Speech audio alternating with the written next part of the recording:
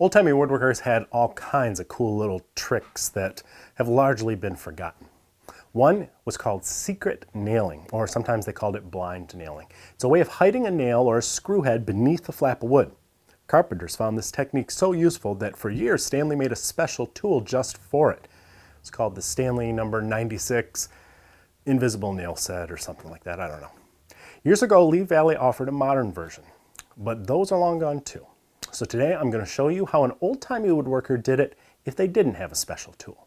First, dab a little water on the workpiece. This will soften the fibers and make them easier to cut cleanly and bend. Now use your gouge to make a shallow cut at the surface, not too deep. You just want a thin flap that will easily bend upward.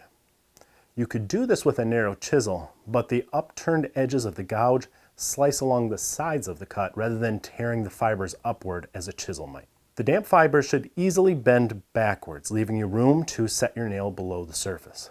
Mine broke a little bit, but that's okay, as long as it doesn't break at the surface.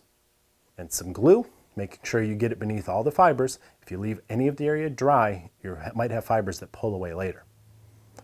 And a waxed block of wood makes a good hold down while you wait for the glue to dry. How invisible the result ends up will depend on how sharp your gouge was, how carefully you followed the directions, and let's face it, an old-timey carpenter would have had a lot more practice than you. His results would probably be more consistent than mine.